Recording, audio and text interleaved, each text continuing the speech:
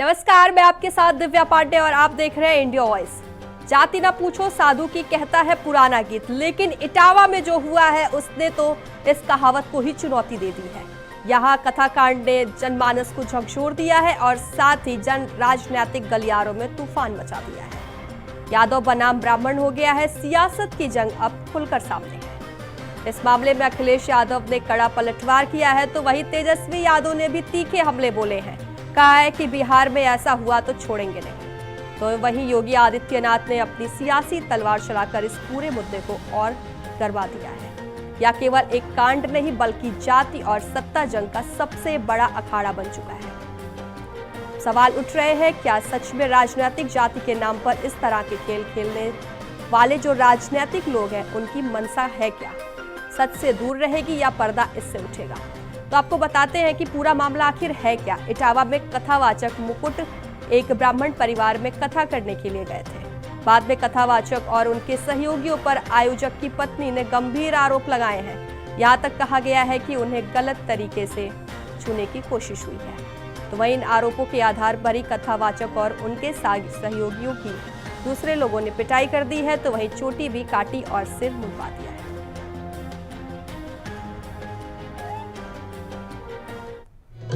वाचन को जिन्होंने भावना की जगह व्यवसाय बना लिया है, व्यवसाय बनाने वाले लोग हमारे इटावा कथा वाचन पीढ़ी अपमान कांड उन्हीं कुछ प्रभुत्ववादी और वर्चस्ववादी की वजह से घटित हुआ है। अगर पीड़ित समाज के इन लोगों को इतना ही परहेज है तो घोषित कर दें कि परंपरागत रूप से कथा कहने वाले वर्चस्ववादी पीड़ित समाज द्वारा दिया गया चढ़ावा, चंदा, दान, दक्षिणा कभी स्वीकार नहीं करेंगे। कुछ लोग, वर्चस्ववादी लोग, प्रभुत्ववादी लोग कथा वाचन में अपना एकाधिकार बनाए रखना चाहते हैं। भगवत कथा सबके लिए है। जब सब सुन सकते हैं। पिछली सरकारों की उपलब्धि क्या है? जातीय संघर्ष करवा करके परिवारवाद के नाम पर एक जनपद, एक माफिया देने, यही उनकी पिछली सरकारों की उपलब्धि रही है, जिसके कारण उत्तर प्रदेश के नौजवानों के सामने, उत्तर प्रदेश के नागरिकों के सामने पहचान का संकट खड़ा हुआ था।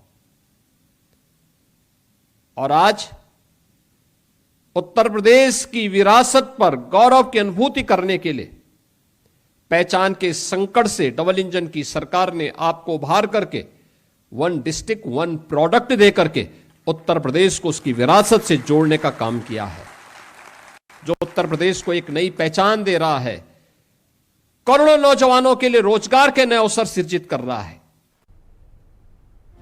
तो ग्राफिक्स के जरिए आपको बताते हैं इटावा कथावाचक कांड क्या। कथावाचक मुकुटमणि को लेकर यह पूरा विवाद है, जहां कथावाचक और उनके सहयोगी की चोटी काटी गई है। जहां वो ब्राह्मण बन के पहुंचे थे कथा वाचने के लिए, इस पे ऐसे में महिला के पैरों पर नाक रगड़वाने का मामला है, जहां महिला ने छेड़छाड़ का आरोप लगाया है कथावाचक मुकुट और उनके सहयोगियों पर। साथ ही विश्व यादव परिषद ने इस आंदोलन की चेतावनी दी है। तो वहीं कथावाचकों के समर्थन में किसान यूनियन ने भी मोर्चा खोल दिया है। जहां एक तरफ सपा अध्यक्ष अखिलेश यादव ने इसका समर्थन किया, तो वहीं सीएम योगी का भी इस पर जवाब आया है। तो 19वीं वही इस मुद्दे पर चर्चा करने के लिए हमारे साथ हमारे गेस्ट जुड़ गए। परिचय करवा देती हूँ। बीजेपी नेता श्याम सलोनी जी हमारे साथ जुड़ गए, आपका बेहद स्वागत है। तो वहीं सपा नेता राकेश अहिर भी हमारे साथ जुड़ गए, आपका भी बेहद स्वागत है। तो मेरा पहला सवाल राकेश अहिर जी आपसे ही है, या जो इटावा में मामला हुआ है इस पर भी राजनीति, आखिर क्यों?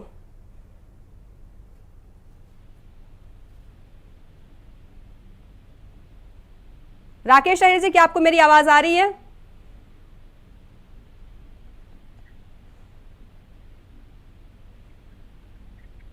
श्याम सलोनी जी, क्या आपको मेरी आवाज आ रही है? जी बिल्कुल आ रही है। राधे राधे। श्याम सलोनी जी, आप ही बता दीजिए, इटावा में जो मामला हुआ है इस पर भी राजनीति की जा रही है? दिव्या जी सादर प्रणाम, नमस्ते। राकेश जी को भी नमस्कार। देखिए दिव्या जी, तो मजबूरियां होती हैं विपक्ष की।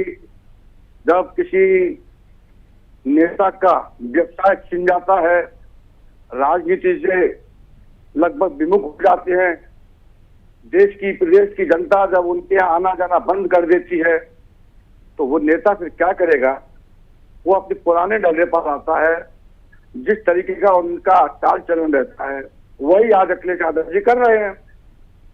कोई बड़ी बात तो कर नहीं रहे हैं, कोई दूसरा काम तो किया नहीं उन्होंने। पूरा देश जानता है, पूरा प्रदेश जानता है, जो पीडीए का नारा लगाया अपने शासनकाल में 2012 से 2017 में, किस तरह से आपने कौन सा पीडीए का भला किया था, किस तरीके से आपने बाबा साहब की मूर्तियों को तोड़ा था। आज आप बार बार बाबा साहब की नारे लगा रहे हो, बाबा साहब के अनुयायियों को आप समझा रहे हो। कितने बाबा साहब के अनुयायियों का आपने भला किया था? बाबा साहब की धर्म पत्नी के नाम पर संबल का नाम था, उसको भी आपने हटा दिया था। बाबा साहब का नाम भी आपने हटा दिया था, नगर का नाम हटा दिया था। तो ये सब तुमने देखा है। बाबा साहब के अनुयायी इन्होंने जानबूझ करके एक वर्ग विशेष को बना दिया, दलितों को बना दिया। मैं कहता हूं हर वो व्यक्ति जो संविधान को मानता है, 140 करोड़ भारतीय बाबा साहब के अनुयायी हैं, लेकिन अखिलेश यादव जी का हर जगह बातों और काटो। लेकिन मैं इटावा के नौजवानों से कहना चाहता हूं कि समझ जाओ, ये एक संत और साधु की सरकार है। ये दुष्ट को छोड़ेगी नहीं और भले मानस को किसी कीमत पर भी विपत्ति आने नहीं देगी। अगर दुष्टता दिखाई एक परिवार ने कि एक संत को, एक साधु के देश में जो भी था, जैसा भी था, अगर उसकी चोटी काटी, अपमान किया, तो यही संत की साधु की सरकार ने, योगी जी की सरकार ने तत्काल उन दोषियों को, उन दुष्टों को जेल भेजा। लेकिन जब उसके बाद में दुष्टता एक यादव विशेष के लोग करने लगे, क्योंकि वो समाजवादी पार्टी के सक्रिय कार्यकर्ता हैं, पेटेंट गुंडे हैं, उनके एक इशारे पर जिस तरीके से थाना चौकी फूंक रहे हैं, आप अंदाज लगा सकते प्रदेश की जनता, जब इतना बड़े शासन में, इतने सब योगी जी के इतना खौफ होने के बाद गुंडों में, आप देख लीजिए किस तरीके से थाने को फूका जा रहा है, जीप को फूका जा रहा है। और गलती से भी सरकार आई तो क्या हाल होगा? हमारे आदरणीय अखिलेश यादव। ठीक है श्याम सलूनी जी, ठीक है श्याम सलूनी जी। राकेश अहिर जी, अब आपसे भी यही मेरा सवाल है, जो इटावा में मामला हुआ है, क्या इस पर भी राजनीति करना सही है? कहां तक ठीक है ये? मैं तो कह रहा हूँ दिव्या जी, इस पे राजनीति कर कौन रहा है? इस पे कोई राजनीति नहीं हो रही। इनके लोगों ने अपमानित किया। और मेरी आवाज जा रही है? जी बिल्कुल राकेश अहिर जी, आपकी आवाज आ रही है। मैं कह रहा हूं कि हमारी तरफ से, हमारी पार्टी की तरफ से कोई राजनीति नहीं हो रहा। मैं कह रहा हूं अपमानित क्यों बार बार पिछड़े दलित और आदिवासी के लोग को किया जा रहा है? मैं कह रहा हूं कोई 16 साल से कथा कह रहा है, कोई पहली नई बात तो है नहीं। और मैं अभी कई चैनलों पे मैं देख रहा था कि वो उसी गांव में कम से कम 2 दर्जन से ज्यादा बार कथा कह चुके हैं, और जिस घटना से उनका घर 10 किलोमीटर की दूरी पे है। तो क्या गांव में रहने वाला व्यक्ति तो 5-10 किलोमीटर के इर्द गिर्द के लोगों की हर जातियां और नाम सहित लोग जानते हैं? तो क्या जो कथा कहवाने आया था और जो कथा करने आया था, ये दोनों लोग तो जानते ही दूसरे की जातियां कौन थी और किस जाति का था? आप पहले दिन का वीडियो आप देखेंगे, तब छेड़खानी, हाथ पकड़ के खाना खिलाने का कोई आरोप नहीं लगाया गया था। जब समाजवादी पार्टी के नेता माननीय अखिलेश यादव जी ने उस पिछड़े कथावाचक को, जो अपमान हुआ था, उसको सम्मान बढ़ाने के लिए जब कार्यालय बुलाए, तब उसके बाद, उसके पहले ही हमारे नेता माननीय अखिलेश यादव जी ने कहा था कि इन पे मुकदमा भी लिखवाएगी सरकार। और जैसे वो लखनऊ से इटावा नहीं पहुंचे, सरकार ने मुकदमा लिखवा दिया। इससे यह स्पष्ट हो रहा है कि सरकार के इशारे पे यह जाति हिंसा और जाति उन्माद फैलाया जा रहा है। मैं तो कह रहा हूं कि एक जबलपुर की कथावाचक थी, महिला कथावाचक किशोरी, वो कुर्मी जाति से आती थी। ब्राह्मणों ने उनके साथ क्या कहा किया? उनका भी यही अपमान करने का काम किया। उन्हें कहा गया कि आप ब्राह्मण लड़के से शादी करेंगे तब आप कथावाचक कर सकती हैं। तो बताइए, जब हिंदू राष्ट्र बनाने की बात करते हैं ये बीजेपी के लोग, तो फिर क्या मैं पूछना चाहता हूँ सलोनी साहब से कि क्या पिछड़ा दलित हिंदू नहीं है? वो कथा कहने का अधिकार नहीं है? और जो इन्होंने कहा कि अगजनी कि बरेली में डीएसपी का आवास बीजेपी के कार्यकर्ता जला दिए इन्हीं की सरकार में, तब ये चुप थे। शाहजहांपुर में जो है पुलिस को दौड़ा दौड़ा के बीजेपी के लोग मार रहे थे, तब ये चुप थे। ये अभी बनारस में दौड़ा दौड़ा के लंका पे पीटे जा रहे थे एसएचओ, तब ये चुप थे। ये ऐसे लोग हैं दो मुहा सांप की तरह बोलते हैं, इनको कोई नहीं कुछ नहीं आता। मैं तो कह रहा हूं कि आप निष्पक्ष जांच कराइए आज जो आरोप लगाए जा रहा। और सबसे निंदनीय बात, दिव्या जी आप भी एक महिला है, सोचिए कि सबसे निंदनीय कि क्या पेशाब छिड़का जा सकता है? एक महिला का पेशाब छिड़क के प्रवृत्त किया जा सकता है? कितना निंदनीय घटना है। मुझे कहने में भी बहुत दुख हो रहा है कि एमपी में एक लोधी समाज के लड़के को मत खिलाया गया। ठीक है राकेश अहिर जी, ठीक है राकेश अहिर जी, श्याम सलोनी जी कुछ कहना चाह रहे हैं, सुन लीजिए एक बार। जाति हिंसा राकेश अहिर जी, राकेश अहिर जी, श्याम सलोनी जी कुछ कहना चाह रहे हैं। मैं राकेश जी से दो सवाल किए। राकेश जी से मैं उन्हीं सवालों पर सवाल कर रहा हूं। आपने कहा कि किन लोगों को अपमानित किया, किन के लोगों को? आप कहते हो कि भारतीय जनता पार्टी की है ब्राह्मण, क्या समाजवादी पार्टी का ब्राह्मण नहीं है? क्या समाजवादी पार्टी किसी ब्राह्मण को नहीं रखेगी? सुन लीजिए, आप आराम से सुन लो, जवाब आप दरअसल क्या है ना, अभी सलोनी जी, अभी ब्राह्मण का मतलब ये नहीं है कि वही जाति के ब्राह्मण वाले वर्चस्ववादी की बात हो रही है। सरकार तो कह रहा हूँ सबसे जो संत परंपरा में संत रविदास जी ने जो उनका इतिहास है, क्या आप उसको नकार सकते हैं? मौका मिलेगा मित्र, आपको सलोनी जी, आप अपनी जिम्मेदारियों को लेने के बजाय आप अपनी जिम्मेदारियों को विपक्ष पे थोपते हैं। आपने मेरी बात सुनी नहीं कि कि हमारी सरकार में ऐसे जाति हिंसा हो रहे हैं, अरे धार्मिक हिंसा हो रहे हैं। सुन लीजिए मित्र, अभी जब हम बोल रहे थे उस समय शायद आपका कनेक्टिविटी चालू नहीं हुई थी, तो वो बात आप सुन नहीं पाते। मैंने पहली बार में ये कहा था कि उन दुष्टों ने जो चोटी काटी, मैंने उनको दुष्ट बोला था, और आप मेरी रिकॉर्डिंग निकालवा लेंगे। उन दुष्टों ने जिन्होंने चोटी काटी उनको भी एक संत की सरकार ने जेल भेजा। ये एक संत की सरकार है, ये किसी के साथ भेदभाव नहीं करती है। लेकिन जिन लोगों ने दोबारा से उपद्रव किया है उनको भी जेल जाना पड़ेगा। मैं आपसे केवल ये जानना चाहता हूं, आपने कहा कि जिन्होंने चोटी काटी वो भाजपा के हैं, आपने कहा कि आप राजनीति नहीं करते हो। इसमें भाजपा कहां से आई? भाजपा ने कौन सी राजनीति की? मैं भाजपा तो एफआईआर कराने गए थे और जो मीडिया को गाइड दे रहे थे वो किस तरह से बिलोंग करते थे? मैं तो कह रहा हूँ, मैं आपसे पूछना चाह रहा हूँ, जो एफआईआर करने गए थे और मीडिया को जो गाइड दे रहे थे वो किस दल से बिलोंग करते थे? सबसे पहले अगर वो छेड़खानी कॉन्फ्रेंस की, मैं आपसे जानना चाह रहा हूँ कि छेड़खानी की उनको पीडीए का कहा है। आप बता दीजिए सलोनी जी, आपकी यही तो खासियत है, आप लोग हिंदू तो कहते हैं मगर हिंदू के नाम पे वोट लेते हैं, और जब वोट लेकर दादा में काबिज होते हैं तब उनको जाति बता के उनको अपमानित करते हैं। सबसे बड़ी विडंबना तो आपकी ये है, यदि वो मैं तो कह रहा हूँ कि आप जाति करते हैं, मैं कह रहा हूँ ये जाति हिंदू का आपकी सरकार नहीं हो रहा। मैं कह रहा हूँ हमारे पार्टी के नेता रामलाल जाति नफरत कौन करा रहा है? सुन तो लीजिए, आपने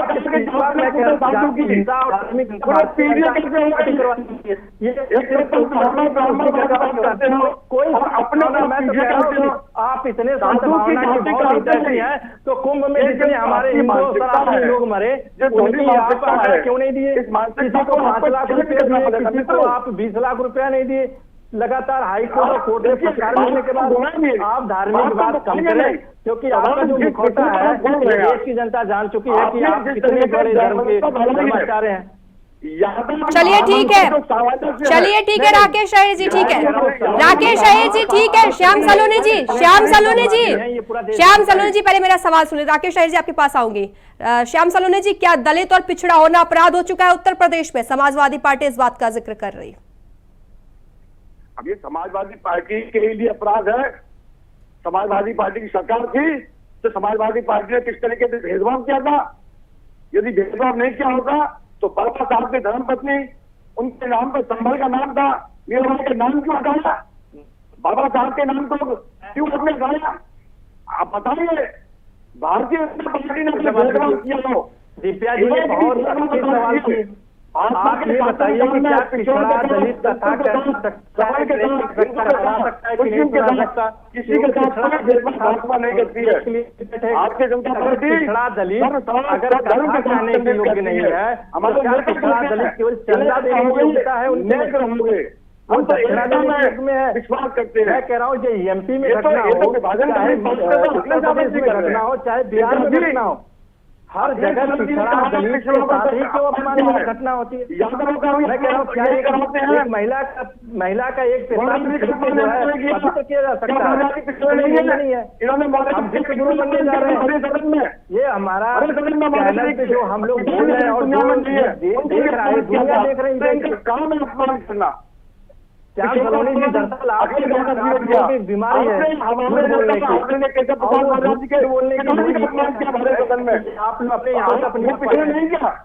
मैं पूछ रहा हूँ कि आप जो घटना हुई वो निंदनीय है, तो फिर क्यों आपने अपनी बार करके कोई पिछड़ा व्यक्ति नेता बन जाए, कोई दलित नेता बन जाए, श्याम सलोनी किसी को नेता नहीं बनने देंगे। व्यवस्था बनाया है उनका कहीं चुनौती न हो जाए वर्ष व्यवस्था में। पॉलिसी आपकी ठीक नहीं है। मैं कह रहा हूँ ईश्वर के एकाधिकार सिर्फ वर्चस्वादी विभाजनकारी नीति वर्चस्वादी लोगों का ही एकाधिकार ईश्वर से रहेगा। राजनीति करिए नहीं, राजनीति भारतीय जनता पार्टी कर रही है। राजनीति इसलिए कर रही है, मैं तो दावे की बात कह रहा हूँ कि ये भाजपा के लोग ही करवाए हैं ऐसे कांड, इसलिए करवाया है ताकि इनकी नाकामियां छुप जाए, इनसे कोई विकास का सवाल न पूछे।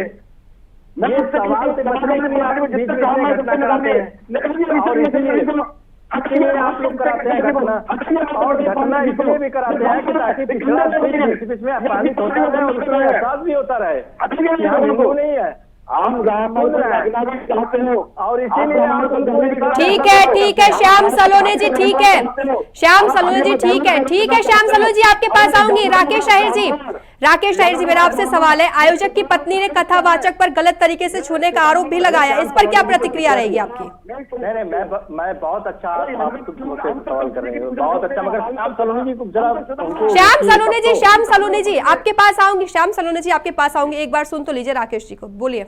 हाँ, क्या आपने श्याम सलोनी जी बताइए आपने क्या जी? राकेश जी, मेरा सवाल ये था कि आयोजक की पत्नी ने कथावाचक पर गलत तरीके से छूने का भी आरोप लगाया, उस पर क्या कुछ प्रतिक्रिया है आपकी?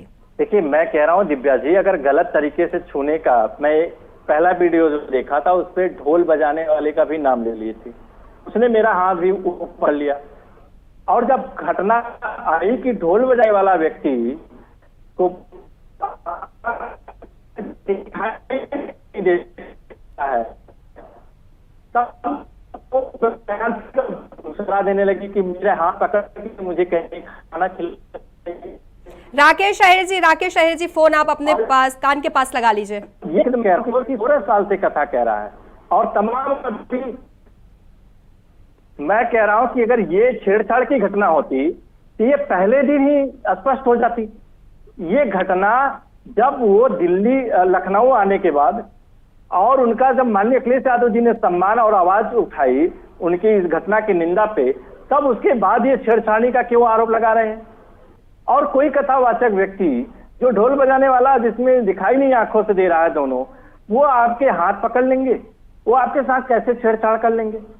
ये कोई प्रश्न नहीं है, ये सरासर झूठ है। ये झूठ वो अपने कृत्य को बचाने के चक्कर में है, जो झूठा कृत्य है उनका, जो उन्होंने पेशाब करके, एक महिला पेशाब करके छिड़ाई है इस युग में, तो आप सोचिए कितना मानव हृदय को शर्मसार करने की घटना है ये। और आप वही, मैं अभी श्याम सलोनी जी आऊंगी आपके पास, आपकी बात सुनूंगी, पहले बोल लीजिए राकेश अहिर जी। कल की घटना है मध्य प्रदेश में, एक लोधी समाज के लड़के को बताइए मल खिला, दुर्भाग्यपूर्ण घटना हो रही, और ये वही जगह हो रहा है जहां भारतीय जनता पार्टी की सरकार है। मैं कह रहा हूं दूसरे स्टेट में नहीं हो रहा है, जहां भाजपा की सरकार है वहीं धार्मिक और जाति दोनों उन्माद हो रहे हैं। जाति की दूसरी सरकार है वहां नहीं हो रहा। तो ये सरासर मैं तो कह रहा हूं कि ये भारतीय जनता पार्टी के लोग हैं, ये अपनी नाकामियां छिपाने के लिए ऐसे घटनाएं बीच बीच में करा रहे हैं, जिससे कोई इनसे सवाल से न करे, कोई सुरक्षा पे सवाल न करे, ये इसी में उलझाना चाह रहे हैं। और पूरा आप देख लीजिए 21 तारीख की घटना है, तब से पूरा देश और पूरा मीडिया, हम जैसे लोग भी, आप जैसे लोग भी, सिर्फ डिबेट इटावा की घटना पे हो रहा है। कोई सवाल नहीं सरकार से, कोई जवाब नहीं सरकार से। सरकार जब कहती है कि हिंदू राष्ट्र बनाएंगे, हिंदू एक हैं, बटेंगे नहीं, कटेंगे नहीं, तमाम इनके मुख्यमंत्री जी वो करते हैं, तो फिर पिछड़ी जाति के लोगों को कथा कहने से क्यों रोका जा रहा है भाई? ये इसका जवाब आप क्यों नहीं दे रहे हैं? क्या वो हिंदू नहीं? या तो फिर आप कह दीजिए कोई हिंदू नहीं है, मैं हिंदू उनको मानता नहीं हूं, वो कथा कहने के लायक नहीं, कथा बस सुनेंगे। ये आप स्पष्ट एक लाइन क्यों नहीं खींच देते हैं? मगर श्याम सलोनी जी नहीं खींच पाएंगे, क्योंकि इनको जाति उन्माद करा के इनको राजनीतिक लाभ लेना है, इनको सत्ता की नाकामियों को बचाना है और उसको छुपाना है। मैं तो कह रहा हूं कि वो पुलिस हैंडल करे, क्यों पुलिस हैंडल नहीं कर रही है? मैं भी कई वीडियो देखा कि पुलिस पीछे से कैसे फायर करके उसको भड़का रही है। वो इसलिए भड़का रही है कि दिल्ली से और लखनऊ से ऑर्डर गया है कि इटावा का मामला को और गर्म किया जाए, जिससे हमारा सारी नाकामियां छुप जाए, कोई सवाल ही ना पूछे। जी बिल्कुल राकेश अहिर जी, बिल्कुल पुलिस अपना काम कर रही है, वीडियो भी आया है, पुलिस पर हमला भी हुआ है। श्याम सलोनी जी बताइए आप। मैं राकेश जी को चैलेंज कर रहा हूँ और निमंत्रण कर रहा हूँ। चैलेंज से मतलब ये उसमें ना ले जाए कि मैं तो दरअसल लड़ने का, मैं चैलेंज कर रहा हूँ कथा कहने का। राकेश जी, आपके पास जो भी पिछड़े वर्ग का, दलित वर्ग का, समर वर्ग का जो अच्छा आपका ज्ञाता हो, विद्वान हो, आप भेजिए, मैं कथा कराऊंगा। मैं श्याम सलोनी अपना कथा कराऊंगा सावन के महीने में। आप बोलिए, लेकिन विद्वान होना चाहिए। मैं कह रहा हूँ कि फिर आपके ही सरकार में, जहाँ जहाँ आपकी सरकार है, क्यों ऐसे खबरें आ रही हैं? मैं कह रहा हूँ एक अखबार ने जब छापा था, एक मिनट जी, देखिए एक सवाल के बाद मैं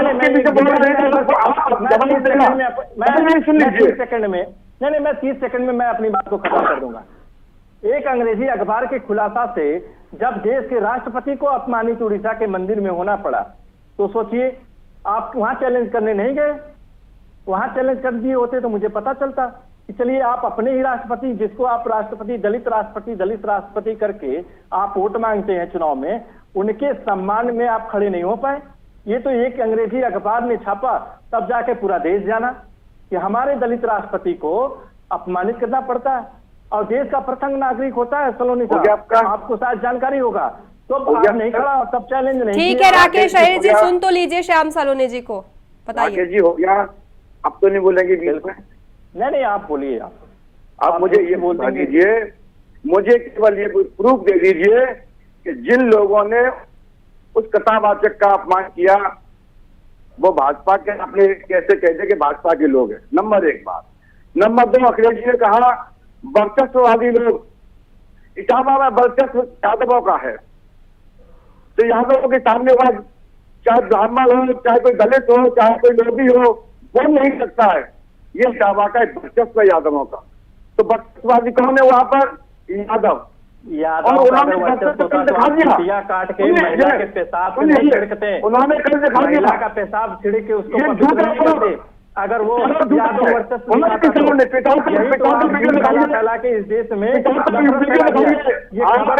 खबर है अंग्रेजी अखबार का, और आपको ऐसे दर्जनों में प्रूफ दूंगा आपको। ये मैं तो कर रहा हूँ, ऐसे दर्जनों प्रूफ दूंगा आपको। अगर यादव का वहाँ वर्चस्व होता और यादव अगर वर्चस्ववादी होता तो वहाँ इतना अमानवीय आपकी सरकार में नहीं होता। यादव इतना अमानवीय आपने किया वो नहीं होता। बताइए, एक महिला के पेशाब को पकड़ रहे हैं और आप कह रहे हैं कि यादव का वर्चस्व होता है। वर्चस्व तो सत्य यह है कि वर्चस्व सिर्फ भारतीय जनता पार्टी। चलिए ठीक है, समय का अभाव होने के कारण मुझे आप दोनों को यही रोकना पड़ेगा। श्याम सलोनी जी आपका धन्यवाद और राकेश अहिर जी आपका भी धन्यवाद।